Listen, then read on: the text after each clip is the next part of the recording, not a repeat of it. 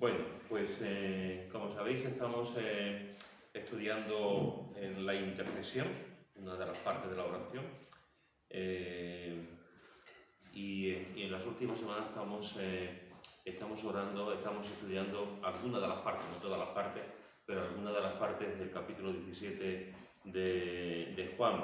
Hemos estado viendo cómo Moisés era un intercesor, hemos visto cómo Samuel era un intercesor, hemos visto cómo Pablo era un intercesor, y ahora estamos viendo este capítulo precioso de Juan, capítulo 17, sobre la oración, posiblemente más hermosa que hay, más profunda, más grande que hay registrada en la Escritura. Y como no podéis de otra manera, es la oración de Jesús. Hemos estado viendo en este capítulo cómo Jesús ruega por los creyentes, intercede por los creyentes. Y después hemos estado también viendo cómo Jesús ruega por protección.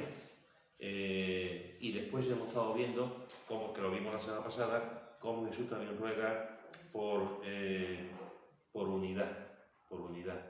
Esas son las tres cosas que hemos visto en esa oración en las últimas semanas. Ruega por los creyentes, ruega por protección y ruega por unidad. Y es interesante que Jesús también ruega por una cosa muy importante, que a veces no le prestamos mucha atención, porque como somos tan trascendentes, somos tan filosóficos, nos venimos tanto arriba, que a veces pensamos que eso que Jesús oró y que vamos a ver ahora es para otro tipo de personas, pero no para nosotros. Y es interesante que si Jesús oró por eso, realmente tiene que ser algo muy importante que nosotros también tenemos que llevarlo y vivirlo. Mirad lo que dice en el versículo 13 del capítulo 17 de Juan. Versículo 13. ¿Quién lo quiere leer? Pero ahora voy a ti y hablo eso en el mundo, para que tenga mi gozo cumplido en sí mismo. Fijaros lo que pide, para que tenga mi gozo cumplido en sí mismo. Para que tenga mi gozo cumplido en sí mismo. Esto es un desafío, hermanos y hermanas.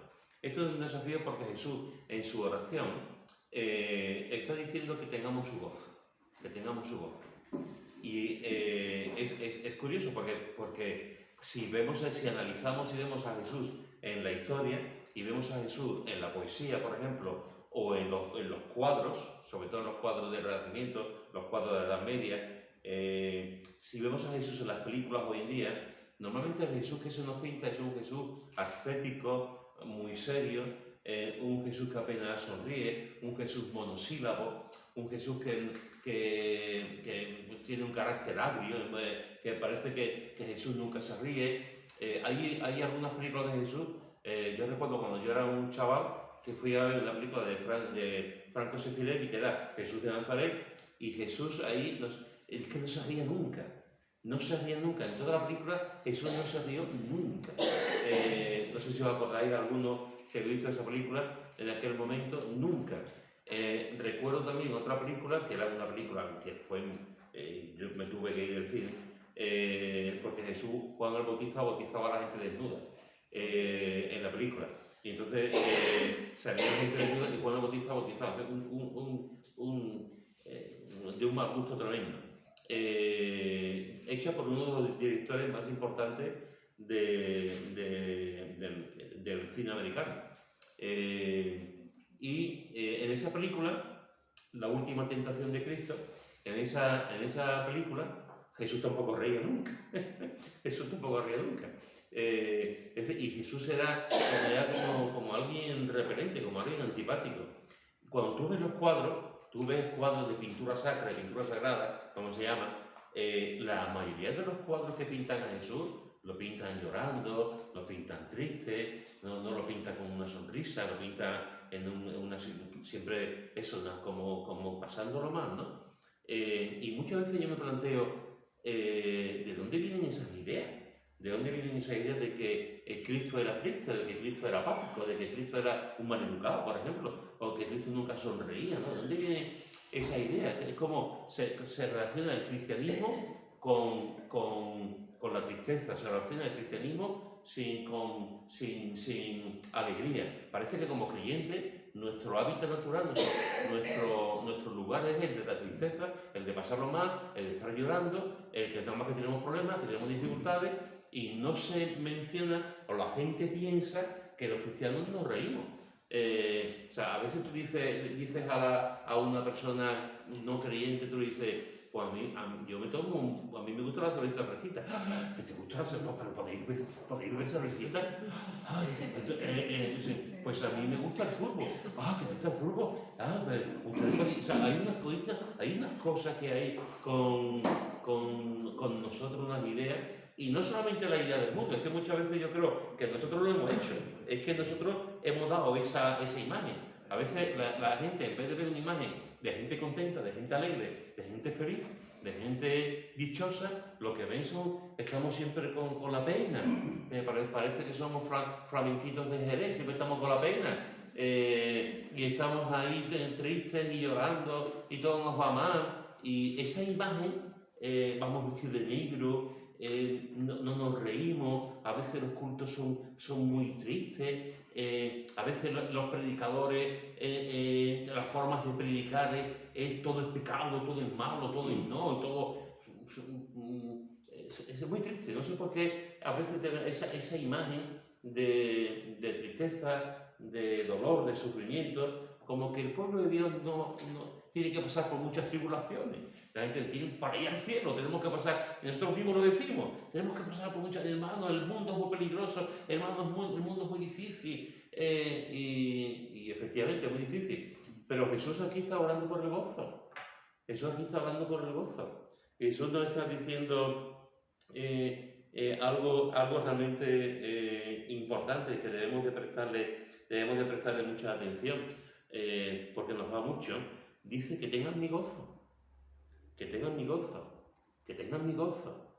En un sentido esto es una paradoja, porque Jesús fue varón de dolores, experimentado en quebranto, fue llevado al matadero como un corderito, y lo que hicieron con él es una barbaridad.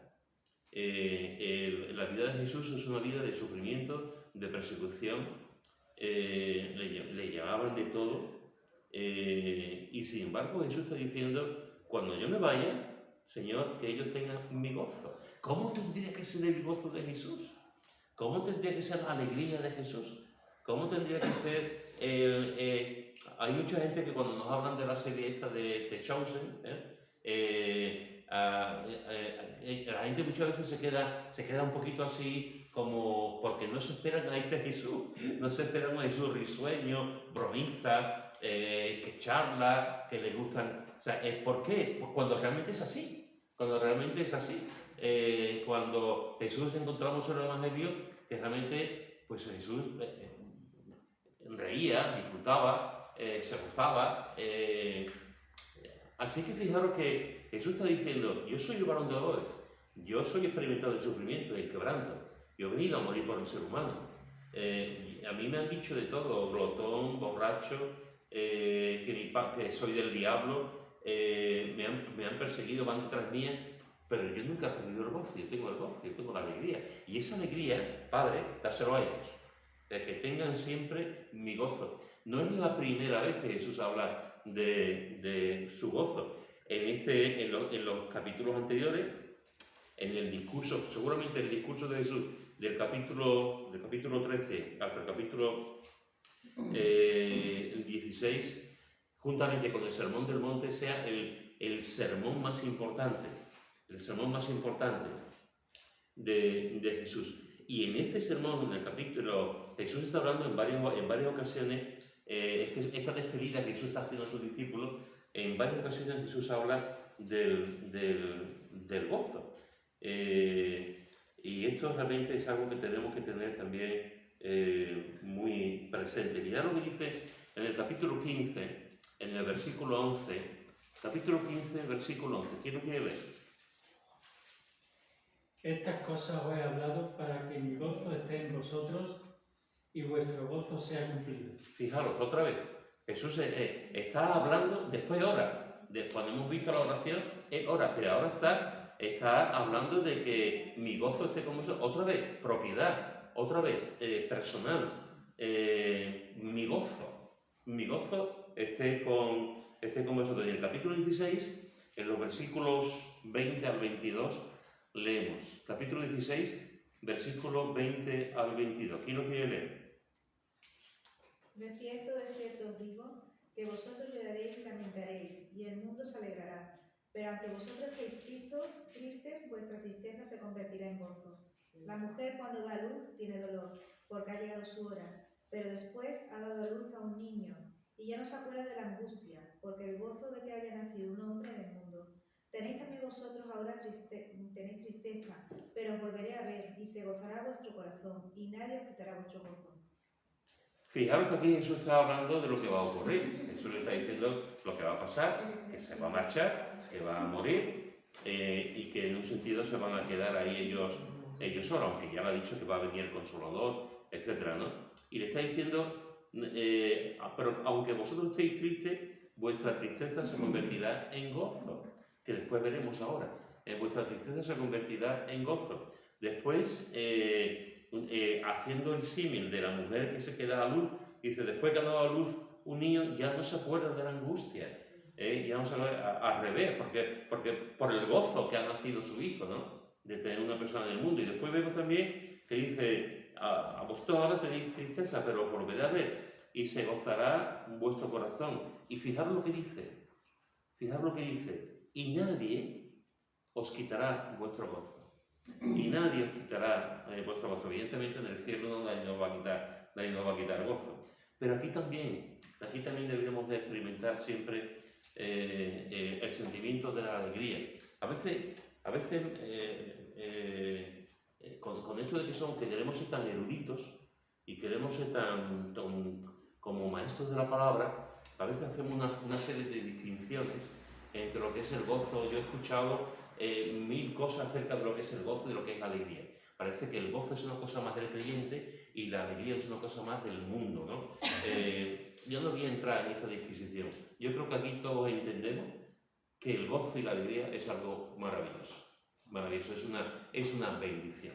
Cuando tú vas a una concordancia, tú podrás ver que se habla mucho de la misma palabra, gozo y alegría. Y a veces se traduce la misma palabra, algunos traductores la traducen como gozo y otros la traducen como alegría. Pero la palabra, tanto en hebreo como en griego, puede ser la misma. Es decir, aquí lo importante es lo que Jesús está diciendo.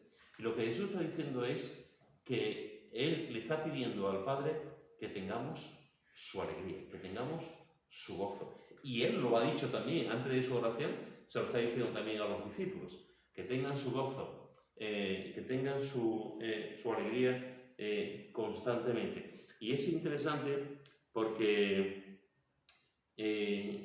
dice en el versículo 20, vosotros estaréis tristes y vuestra tristeza se convertirá en gozo. Vuestra tristeza se convertirá en gozo. Pasan las horas, pasan los días. Jesús se termina de orar. Al momento de orar, al poco tiempo de orar, en el capítulo siguiente, encontramos ya, en el capítulo 18, encontramos que a Jesús lo cogen, se lo llevan prisionero. Y en pocas horas Jesús va a la cruz. En pocas horas Jesús es abandonado. En pocas horas lo maltratan, lo matan y sus discípulos huyen, todos huyen. A veces pensamos que el apóstol Pedro lo niega, pero todos lo abandonan, todos lo dejaron. Llega un momento en que las únicas que estaban en la cruz fueron mujeres y en un momento dado Juan también se acerca. Juan también se acerca, que cuando Jesús le dice cuida a mi madre y llega un momento en que Juan, pero prácticamente lo abandonan. Jesús muere. En esos días, esos 3 días que Jesús está en la cruz, ¿qué ocurre con los discípulos? ¿Qué pasa con los discípulos? Pues que están muertos de miedo. Se han ido, han abandonado, uno de ellos lo niega, el otro lo traiciona y se esconde. Cuando Jesús resucita, Jesús se aparece a ellos. No olvidemos que dice que se apareció en una casa cerrada. Se aparece a ellos y después se aparece en varias ocasiones hasta ya la última definitiva, que es cuando está en el río y le prepara el desayuno, que están allí en la barca y Pedro se tira al agua y Juan dice es el Señor y Pedro se tira y llega allí y Jesús está preparando allí un desayuno maravilloso. A partir de ese momento, ese grupo de 12 personas, en ese momento son 11 porque Judas se ha suicidado, ¿qué pasa con esas 11 personas? ¿Qué pasa con las mujeres que le estaban siguiendo? ¿Qué pasa con Salomé y con María Magdalena y con María, con su propia madre? ¿Qué pasa con los 70 discípulos que también estaban siguiendo a Jesús, con el grupo que estaban siguiendo? Su maestro ha fallecido, su maestro ha muerto. Y después van a ver que ha resucitado, pero resucita ¿y qué? O sea, ¿qué ha ocurrido? Esos discípulos están en el aposento alto y encontramos que hay 120 personas en el aposento alto orando. Los discípulos, ya hay otro discípulo, todavía no, cuando Pedro se levanta del aposento alto y dice, no, tenemos que orar, tenemos que pedir que haya otro apóstol para ser otra vez 12, y están en el aposento alto, están orando. Después viene la unción del Espíritu Santo, que los hace ya, les da, a partir de ese momento salen a la calle y Pedro predica el sermón de Pentecostés y como 3.000 personas se convirtieron.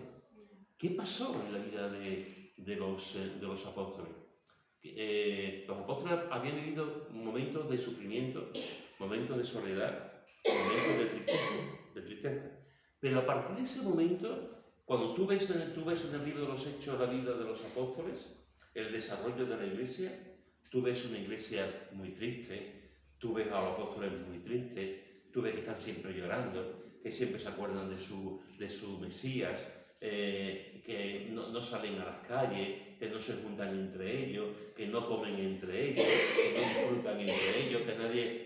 El concepto que hay en el libro de los Hechos es un concepto de tristeza, es un concepto de pobrecito de nosotros, estamos muy mal.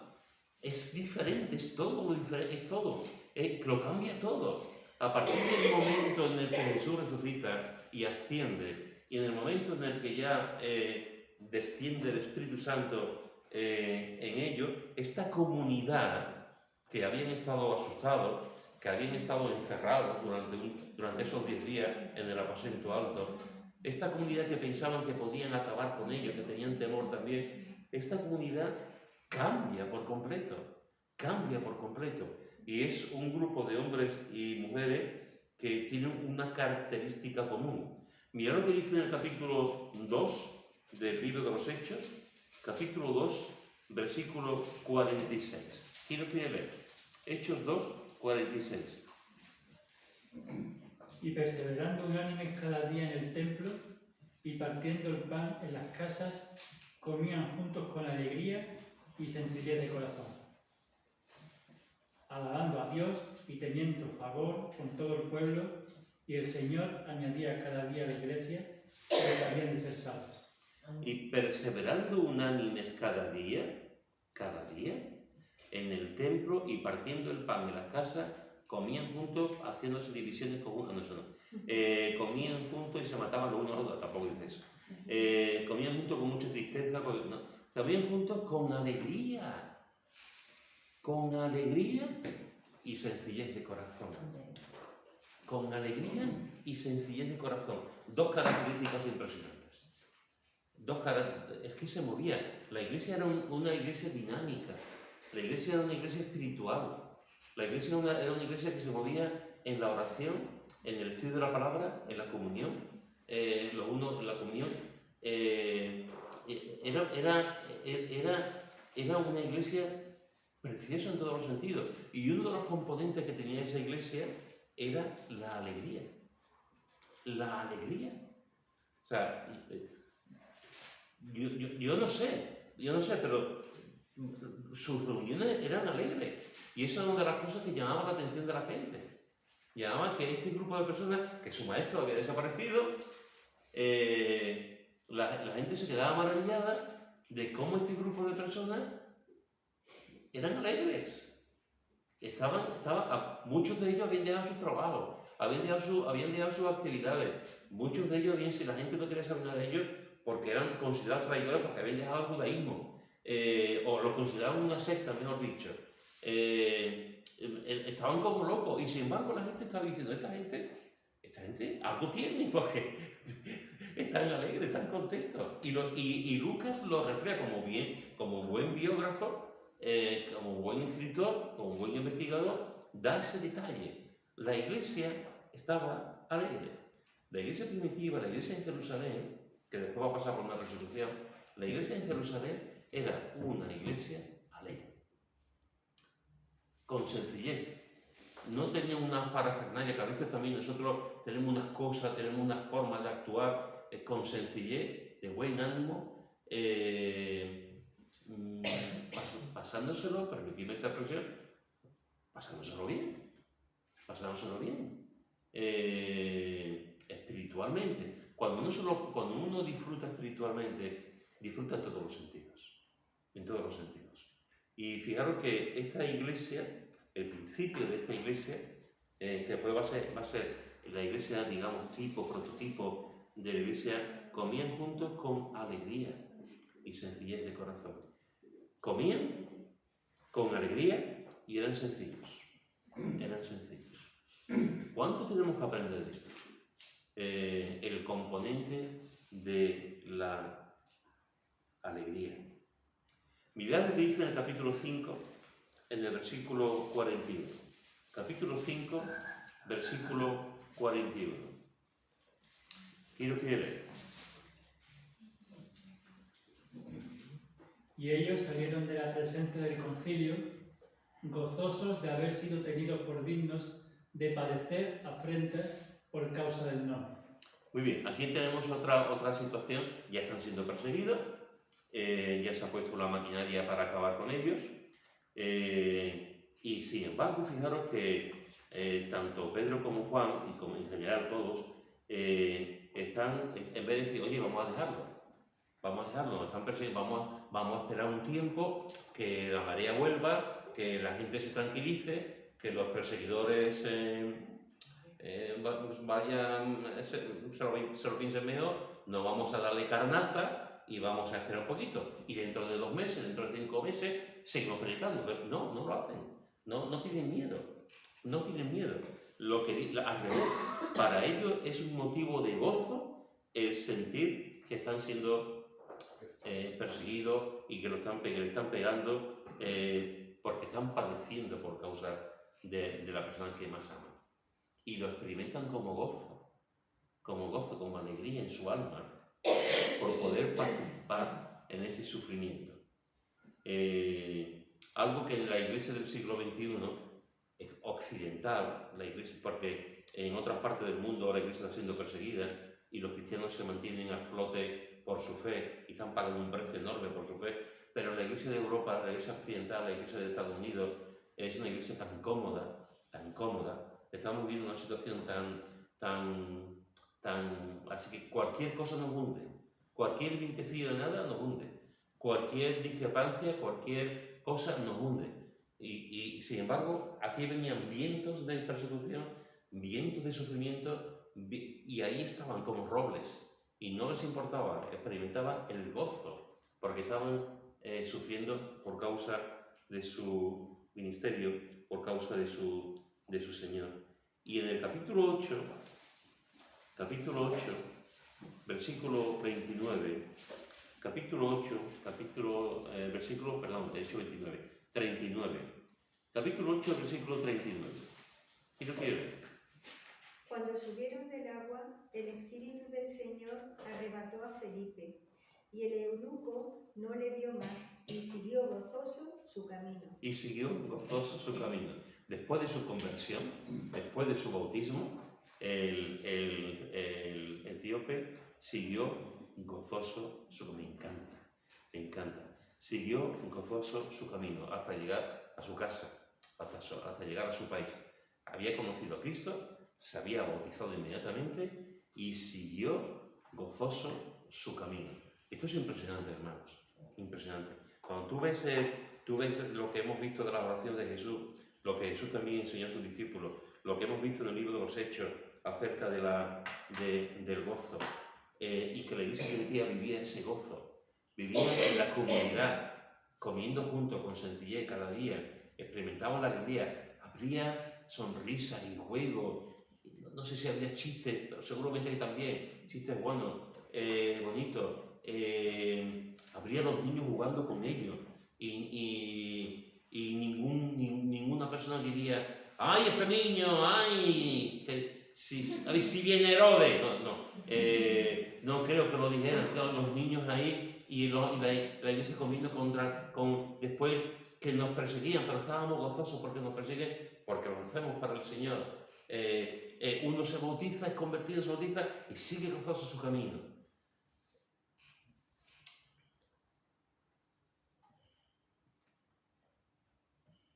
¿Somos alegres? La iglesia evangélica hoy en día, la que conocemos, nosotros, vivimos la alegría, experimentamos la alegría. ¿Por qué la gente piensa a veces que nosotros no somos alegres? ¿Por qué? Porque no nos conocen. Porque no nos conocen. Buena frase. Buena frase. En la iglesia evangélica, como en todas partes, hay de todo. Y normalmente el que quiera hacer daño ve lo negativo. Y cuando el que quiera hacer daño es el que tiene la voz, el altavoz para el público, pues entonces es normal. Y evidentemente en la iglesia evangélica también hay de todo. Hay personas que son alegres y personas que son tristes. Eso va en la persona. Yo pienso que no hay sencillez de corazón como debería ser.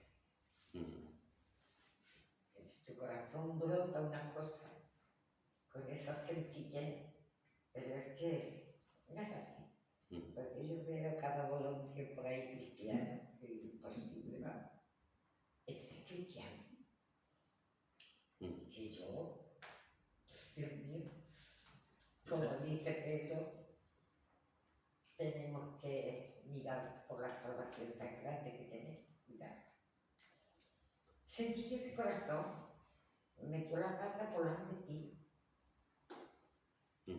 Y muchas cosas, ¿no? Entonces, mostrarse tal cual uno es, pero sin perder de vista que te tienes que mirar en el espejo de la palabra. No es de fulanito ni es de mecanito, la palabra. Pero ¿qué pasa? Que no la leemos, Pedro, y yo lo digo por vosotros, porque es que soy maravilloso para mí. Y yo he encontrado algo muy grande en esta iglesia y gente muy sencilla. Aunque yo la primera vez que voy a comer ahora con vosotros va a ser día de... El sábado que viene. Que quiera que yo venga. Te pondremos cianuro. Y venir con sencillez de corazón. Y vivir relajado, que es lo que yo tampoco estoy relajada, tranquila. Porque el Señor cuida de mí y me guarda, pero si lo sabemos. Pero es que tenemos muy poca fe, Pedro. Es que yo me veo tan mal, tan mal, tan mal. Yo no sé si los demás estáis flotando en una nube. Pero yo estoy contenta, agradecida a mi Señor. Porque más no me puede cuidar. Pero yo muchas veces yo me veo muy mala, Pedro. ¿Qué quiere que te diga? Muy bien. Y claro, yo veo la santidad que tiene todo. Que no se ve mala porque lo es. Sí, me parece a mí que van los tíos por ahí. Sí, sí. Estamos todos reflejados. Yo como soy los que le evitan. Sí, a ver si le evita, pero de verdad. Pero es muy difícil. Es amor al Señor y al hermano. Si tú no amas a tu hermano, a mí no me hables del amor de Dios. Pero es que ahora, para amar a tu hermano, te digo cuánto todo. Ya. Es muy complicado. Entonces, ¿qué es lo que hay que hacer? Pero yo me llevo todo el día, Señor, no me dejes. Ni un instante, porque tiemblo, Pedro, yo tiemblo. Ay, que cuando tiembla tiemblo yo también. Porque la vida está muy mala ahora, más que nunca. El Eso de que siempre se la vida igual, Ella siempre se igual. ahora está muy mal. Tú eres mayor y te das Pero cuenta. padre, no me mortifique mi vida. La vida está muy mala, pero y como nada más que nos soltemos un momentito. Ya está un poco. Estoy pensando que sería interesante al menos para el culto de Navidad, porque no hacía un teatro los dos. En toda iglesia que hemos pasado Es interesante. Pero está mintiendo que no es en teatro. todas no, en casi todas. Pues mira, Claro, que somos muy malos, Pedro. amate contra conversaciones de un matrimonio. Hacemos el culto de Navidad y un esquema. Más opiniones. ¿Por qué la iglesia tiene su componente de alegría? La iglesia en general es conocida por la alegría, por la tristeza. Yo creo que, como ha dicho Fernando antes, que es que depende de las iglesias también. Porque te digo, yo cuando me casé, bueno, pues mi padre me contrató una orquesta. Y me acuerdo que no me pusieron en disciplina a Pablo y a mí por los pelos. Y porque íbamos a poner una orquesta que la teníamos que quitar y yo le dije, mi madre dijo, mi marido es inconverso. Tenéis que conocer que yo estoy, que mi marido es inconverso, mis familiares son inconversos, y si mi marido quería poner una orquesta, pues tenéis que adaptaros también, que no, que eso era pecado. Que era pecado de muy Una orquesta. Una orquesta de música. En el matrimonio. Y mira, la orquesta y la orquesta tocó canciones muy normales que se tocan de paso doble, lo típico que se toca. La gente bailaron muy normal, bailáramos todos muy normal, pero los creyentes todos sentados. Y esa cura que a mí me daba de ver a los creyentes Por sentados, favor, que más es más. eso es peor, ese es el problema, porque eso no es testimonio. No. Todos con unas caras largas, sentados, y claro, mi padre, pues todo el mundo, pues claro, dieron el cante. Es lo que pasa, Pedro. Y se creen que porque sean... Y después yo cuando he visto el Chusen, el Señor bailando en la boda de Caná, digo, mira, si es que hay que ser natural. Y es que no es que vayan a poner la... mal, porque también se puede bailar mal. No solamente bailando, es que convirtió el agua en vino, ¿no? Bueno, es que mi padre también contrató una barra libre para que él se enterara. Se enteraron y con mi madre decía, ¿usted no da cuenta que mi marido es inconverso? Le había invitado a su Y no os dais familia, cuenta que él ha dicho esto y esto, que lo pagaba él además. Bueno, y es que no se dan, y es que yo creo que hay iglesias que son demasiado Sí, sí. Y yo estaba en una de esas. y no se dan cuenta que no Muy, es muy testimonio. legalista. Exacto. Y no es Sí, testimonio. pero la legalidad es la que ponen ellos, ¿eh? No la que tú Exacto. la Sí, sí, así. Sí, es verdad, Es legalista. así, así. Entonces yo creo que hay iglesias que son demasiado cuadradas Ahí y no está. dejan... Cuando el Señor convierte el agua en vino, lo único que le dice a la madre es que todavía no ha llegado mi tiempo. tiempo, exacto. Ojo, que no ha llegado mi tiempo. No que no vaya a convertir el agua en vino porque el vino es pecado. Bebía vino como la última cena, que es lo que bebe. Sí, sí. Lo que le queda lugar. Agua con bicarbonato. Es más, primero, para ti, para uno mismo, de que bebe. Mari Carmen. que yo pienso que los hijos de Dios tenemos el gozo del Señor. Yo siempre me he considerado una persona alegre, pero me convertí y para mí fue, yo creo que para todos los que nos hemos convertido aquel día, cuando a mí me dijeron, no levantes más las manos, tú eres salva, yo ya soy salva, tú has hecho la oración, digo sí, y tal. Yo me acuerdo que yo iba por la calle y lo veía todo tan bonito y a la gente, porque eso fue el gozo del Señor, y es el que tenemos todos los hijos de Dios, el gozo del Señor, de saber que siendo pecadores y malos como lo somos, el Señor nos ha salvado, y eso fue lo que yo experimenté en mi vida, el gozo del Señor, y lo que sigo experimentando en mi vida, el gozo del Señor, porque la alegría yo la veo que es efímera. Te puedes alegrar por una cosa, un momento, o mismo por un chiste, reírte, aunque yo me río mucho, la verdad, en una comida, en una cosa, pero el gozo que te da el Señor, eso es para siempre. Es un gozo que salta para vida eterna, como dice la palabra de Dios, es verdad. Ese gozo lo tenemos nosotros, los hijos de Dios, en nuestros corazones. Yo es que desde que lo experimenté, que yo comprendí que el Señor me había salvado, para mí aquello fue un revulsivo tan grande que yo miraba por la terraza y me acuerdo fue en Algeciras, veía el peñón de Gibraltar y yo decía, Dios mío, qué bonito el peñón, y estaba harta de verlo. Y yo me ponía a hablar con el Señor. Y el gozo ese es el que siempre he sentido, el gozo del Señor. El gozo es una bendición. El momento que nos convertimos, el Señor nos da su gozo. Pero hay un gozo más sobreabundante todavía, porque resulta que tenemos, cuando estamos con el fruto del Espíritu, uno de los frutos del Espíritu es ese gozo. Ese gozo que el Señor nos da. Y eso forma parte del patrimonio de la Iglesia, del patrimonio de los creyentes. Es verdad que los que tienen el fruto van a experimentar más, el fruto del Espíritu van a experimentar más el gozo, porque es natural, a creyentes que son carnales o creyentes que están viviendo una vida, digamos, de funifar. Ese gozo no lo pueden experimentar de la misma manera que aquel que tiene el fruto. Pero lo que estaba diciendo Nuria antes, esto tristemente ha pasado. Y no es que la iglesia o los pastores o responsables también son hijos de su tiempo. También son hijos de su tiempo. Todos somos hijos de nuestro tiempo. Y a veces en aquel tiempo había gente que tenía unas teologías y unas maneras que todo era pecado, que todo era malo. Y así nos iba. Hay un texto, no recuerdo, creo que es en Osea, que dice, tal es sacerdote, así es el pueblo. Tal es sacerdote, así es el pueblo. Más o menos en Osea.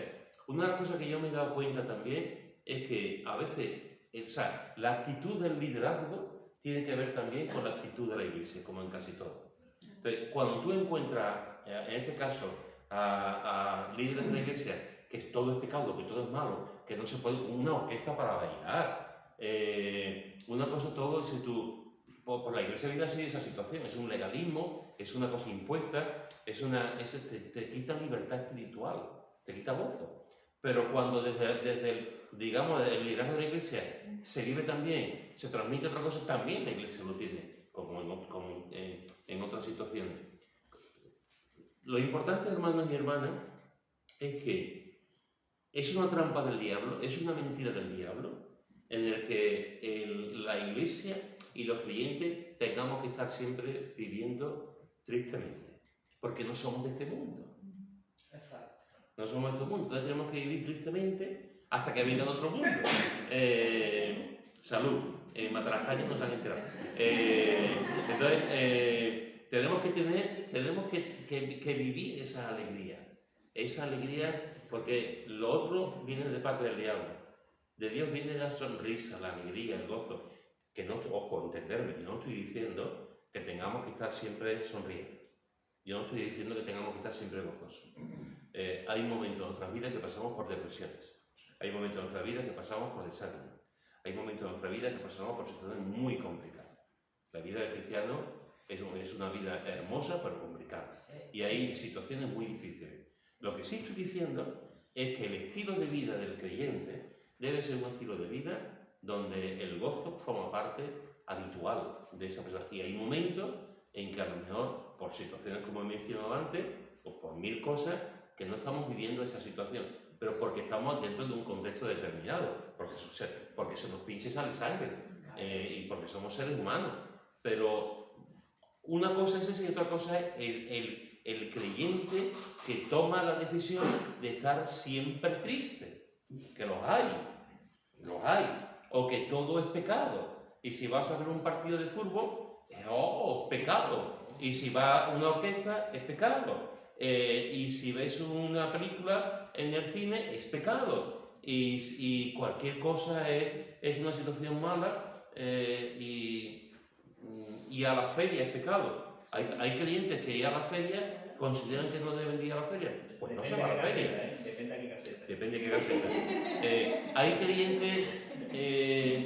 Yo tuve la ocasión, no sé si lo he comentado alguna vez, yo tuve la ocasión cuando hace años me llamó una iglesia, no voy a decir el sitio, me llamó una iglesia fuera de la provincia de Sevilla, en otra provincia, donde la iglesia estaba creciendo, y muy bien, el Señor estaba bendiciendo a la iglesia. Pero resulta que en el consejo de la iglesia, el pastor y los ancianos estaban teniendo un problema entre ellos, porque el pastor no quería que la iglesia fuese a la feria de su localidad.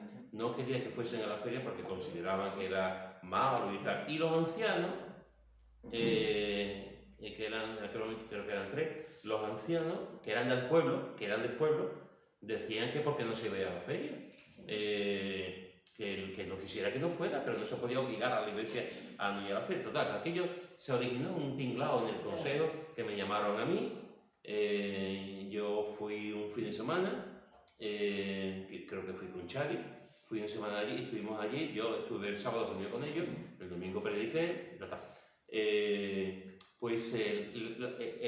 la situación era que el pastor, pensaba que no había que ir a la feria y lo imponía, y los ancianos decían que por qué no se iba a la feria, que no se podía obligar, que si había hermanos que no querían ir, que no fuesen, pero no se podía obligar a no ir.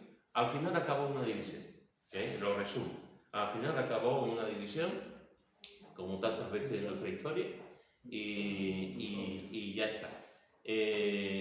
Hay situaciones, una persona en conciencia, un creyente en conciencia, cree que no debe ir a la feria, no vamos a la feria. Si tú piensas delante de Dios que no debes ir a la feria, porque es un sitio pagano, porque es un sitio donde abunda el pecado, donde está el licor, no vayas, no vayas. Si otra persona cree que debe ir a la feria, que es un sitio para divertirse, para pasarlo bien con la familia, para estar un ratito y montarse las cabecitas, estar un tiempo incluso con otros compañeros de trabajo y tal, ¿por qué no vas ahí? Porque no son cosas que tienen que ver con la salvación ni con las grandes doctrinas, son cosas de conciencia nada más. Entonces, que uno haga lo que crea oportuno, sin meterse con el otro. Yo voy a la feria y yo digo que los que no van a la feria son legalistas. Y yo que no voy a la feria digo que los que van a la feria son liberales. Entonces, cuidado. No, simplemente respetando. Tan complicado no es. Respetar en cosas puntuales, que no son nada importantes. Entonces, pero son situaciones en las que se da y ahí la conciencia en asuntos así nos debe decir, bueno, pues yo hago esto, yo no voy, pero respeto la opinión de otro hermano. Igual que la bebida. Una persona cree que no debe de beber, que no beba. Sí, al revés, hay que respetarlo. Hay que respetarlo. Yo creo que no debo beber, pues no bebo. Y me parece perfecto. Los nazarenos no bebían y encontramos que hay personas que la salud lo va. Ahora, otra persona piensa que debe beber, mientras que no sea un bebedor empedernido, ni mientras que se emborrache todos los días, que eso sería otra película. Una persona que beba, ¿por qué no va a beber? Y otra cosa, es de conciencia también. Entonces, hay asuntos, Pablo no lo habla en Romanos, no lo habla en Corintios, son asuntos que cada uno en conciencia que haga sin juzgar al otro. Ahora después ya hay doctrinas importantes, situaciones importantes, que ahí sí hay que tener las cosas muy claras. Pero este tipo de situaciones, entonces, la iglesia debe ser un lugar de alegría. La iglesia debe ser un lugar donde los niños vengan con alegría. Y digan, los niños vengan a la iglesia, no puedo jugar, no puedo hacer esto, no puede... Si los niños tienen que venir a la iglesia con alegría, con alegría. Y los mayores tenemos que intentar que los niños estén contentos, y lo disfruten. Los jóvenes tienen que venir a la iglesia con alegría. Que a veces los jóvenes, bueno, vengo a la iglesia y parece que esto es un cementerio, y que estamos cuando la iglesia, los jóvenes deben oye, que voy a la iglesia, que no voy al paredón, que voy a la iglesia y debemos allí con alegría, con disfrutar su tiempo de la palabra, su tiempo de oración, su enseñanza, pero también su comida, su juego, la relación entre ellos, la comunión, con alegría. ¿Hay algún lugar más hermoso que la iglesia? Aparte de la casa, de la familia, venir a la iglesia y la iglesia, nosotros debemos de intentar por todos los medios, en la sabiduría que Dios nos dé, de transmitir a la gente la alegría. La alegría no se enseña, la alegría se vive. Se vive y se predica. Algo se predica. Sí, eso es. Y se predica también la escritura, pero se predica con el ejemplo. Sobre todo cuando tú ves a un creyente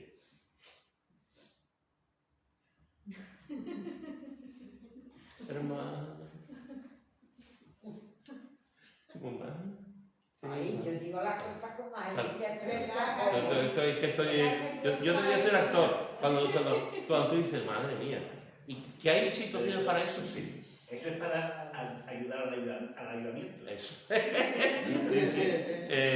Y después, y tú ves a otros hermanos que no dicen nada, pero los ves con alegría, sonriendo. Cada vez que los ves te están predicando. Sí. Te están predicando. Te están diciendo, sí, ojo, sin actuación. Sin actuación. Que a veces podemos sonreír y lo hacemos más quizás por una religiosidad más de forma Eso natural. es lo que hay que huir de la religión. Hacerlo de una forma natural, hermano, es una bendición. Me encantaría que la iglesia, que toda la barriada de la Negrilla, me encantaría que toda Sevilla dijera, los hermanos, la iglesia de la calle Lepe es la iglesia más alegre que conozco. Qué bonito sería. Y que la gente pudiera venir porque somos una comunidad, quitando a Pepe Ramosanta, somos una comunidad de gente Mira, lo ha alegre. dicho mi niño, nosotros somos alegres, hay otras iglesias que... Sí. De todas formas, ¿cuánto evangelio hay? Uno. Porque parece que hay un evangelio por cada iglesia. ¿Verdad? No, tampoco es Parece que hay un evangelio por cada iglesia o por cada comunidad. Está claro de que las tradiciones, la forma de vivir de aquí, yo no digo de España, sino de Sevilla, no son las mismas que en el norte, que en Cataluña, que en País Vasco, que en Galicia o que en Estados Unidos, vamos, por decir un país. Las costumbres marcan mucho. Las tradiciones, que no son precisamente evangélicas, sino que aquí, por ejemplo, son católicas, también marcan mucho. Entonces, de todo eso hay que huir. De todo eso que va en contra del evangelio, porque todo eso va en contra del evangelio. Hay que huir. Pero bueno, vamos a huir para adelante y no para atrás. Porque si empezamos a huir para atrás, entonces estamos peor. Mejor que nos quedemos como estábamos. Por eso el problema es que parece que hay varios evangelios y cada iglesia predica un evangelio diferente. Cuando alguien que no ha pisado nunca una iglesia evangélica va a una iglesia y ve el panorama que hay en la iglesia, esta gente, ¿qué es lo que me están dando? ¿Qué alimento me están dando? Entonces, claro, es normal que el ayudamiento se quede más parado, porque si resulta que yo voy a la iglesia católica y allí romería, independientemente de la Virgen que vaya, me da igual la Virgen, pero ahí llevan otra Virgen que me gusta más, que es la Cruz Campo. Y, claro, me están dando un aliciente. Y aquí no se trata de dar un aliciente de ese tipo. Se trata de que todos tengamos claro lo que es el Evangelio y tengamos claro que esto no es un duelo. Porque el Señor murió, pero también resucitó. Así que vamos a la de duelo. Y ese es el problema que yo veo en las iglesias. Y además, depende la denominación que sea, amigo, que todavía no hemos entrado en ese tema. Como no tenemos ese tema, vale, vámonos. Bueno, familia, vamos a terminar. La semana que viene continuaremos con el tema de la alegría, del gozo, porque me parece que es un tema muy importante. Y hoy hemos visto cómo Jesús oró, para que su gozo lo tuviéramos nosotros. Cómo enseñó también a sus discípulos acerca del gozo y cómo les dijo que no se preocuparan, que ahora estaban tristes, pero que llegará el momento que iban a estar gozosos. Y hemos visto cómo experimentaron ese gozo en el libro de los Hechos. Y continúa en las cartas, pero ya y en general en toda la Biblia. Eso lo podemos ver la semana que viene. Así que esta semana podemos seguir pensando, meditando en el gozo. ¿Y alguien ha leído el Salmo 121? ¿Ya ha meditado en eso? ¿El Salmo 119? Es verdad. ¿Alguien lo ha leído? Muy bien. No me va a dar tiempo para la semana que viene, que se me ha olvidado al principio.